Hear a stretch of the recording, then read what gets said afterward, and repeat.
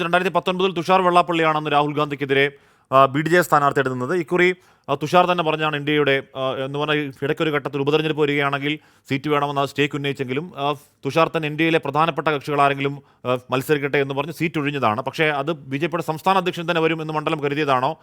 ഏത് രീതിയിൽ ചൂടുപിടിക്കാൻ പോകുന്നു വയനാട്? സുർജിത്ത്.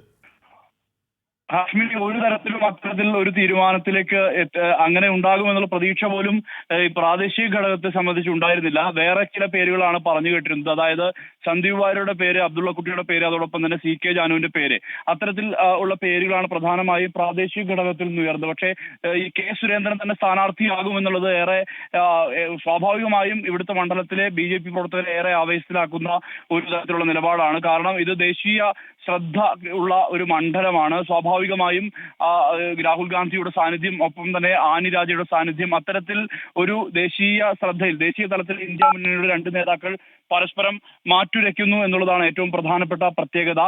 BJPയെ സംബന്ധിച്ചിടത്തോളം BJPക്ക് 80,000-ൽ താഴെ വോട്ടുകൾ മാത്രമാണ് ഈ വയനാട് മണ്ഡലത്തിൽ കിട്ടിയിട്ടുള്ളത്. കഴിഞ്ഞ തെരഞ്ഞെടുപ്പിൽ പോലും അതിന് മുൻപുള്ള തെരഞ്ഞെടുപ്പ്, അതായത് 2014 തെരഞ്ഞെടുപ്പിനേക്കാൾ കുറഞ്ഞ വോട്ടാണ് കഴിഞ്ഞ തെരഞ്ഞെടുപ്പിൽ കിട്ടിയത്. BDJസിനായിരുന്നു സീറ്റ്. പക്ഷേ BDJസിന്റെ തുഷാർ വെള്ളാപ്പള്ളി മത്സരിച്ച ഘട്ടത്തിൽ പോലും വോട്ട് കുറയുന്ന ഒരു നിലയാണ് ഉണ്ടായിട്ടുള്ളത്. എന്തായാലും K സുരേന്ദ്രൻ ഇവിടെ എത്തുന്നതോടുകൂടി പരമാവധി രീതിയിൽ, അതായത് സംഘടനയുടെ പൂർണ്ണമായ സംവിധാനം ഉപയോഗിച്ചുകൊണ്ട് പരമാവധി വോട്ടുകൾ സമാഹരിക്കുക എന്നുള്ള ലക്ഷ്യം തന്നെയാണ് BJP ലക്ഷ്യം ഇടുന്നത് തന്നെ എന്നുള്ളതാണ് മനസ്സിലാക്കുന്നത്. എന്തായാലും കഴിഞ്ഞ തവണ 4 ലക്ഷത്തിലേറെ വോട്ടിന്റെ ഭൂരിപക്ഷത്തിൽ, അതായത് മൃഗീയാധിപത്യം, ഒരുപക്ഷെ സംസ്ഥാനത്തിന്റെ ചരിത്രത്തിൽ തന്നെ ഏറ്റവും വലിയ ഭൂരിപക്ഷത്തിലാണ് രാഹുൽ ഗാന്ധി ഈ വയനാട് ലോക്സഭാ മണ്ഡലത്തിൽ വിജയിച്ച് കയറിയത്. അതിനേക്കാൾ കൂടിയ ഭൂരിപക്ഷം ഇക്കുറി ഉണ്ടാകുമെന്നുള്ള പ്രതീക്ഷ UDF പങ്കുവയ്ക്കുന്നുണ്ട്.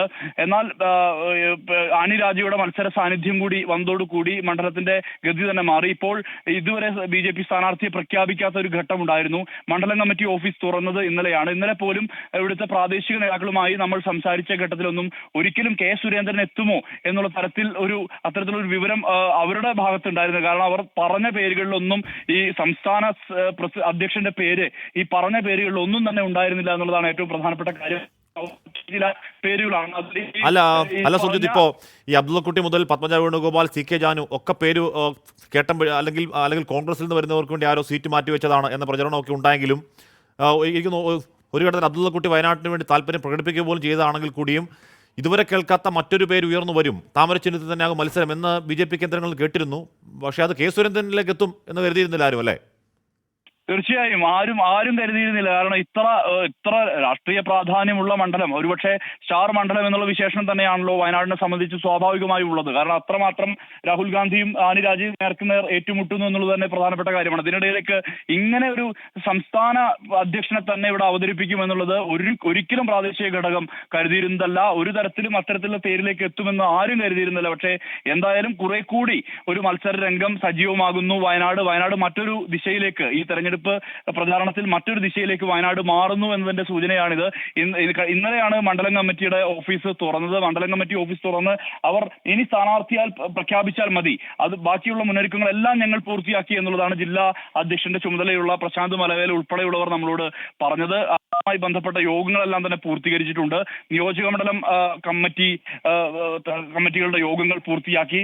മാത്രമല്ല RSSന്റെ നേരിട്ടുള്ള നിയന്ത്രണമുണ്ട്. RSS നേതാക്കൾ എത്തിക്കൊണ്ട് തന്നെ ഈ പ്രചാരണ പ്രവർത്തനങ്ങളെ ഏകോപിപ്പിക്കുകയും പ്രചാരണ പ്രവർത്തനങ്ങൾക്ക് നേതൃത്വം നൽകാനുള്ള ദിശാബോധം നൽകുന്ന വിധത്തിലേക്ക് RSS നേതാക്കളുടെ സാന്നിധ്യം വയനാട്ടിലുണ്ട്.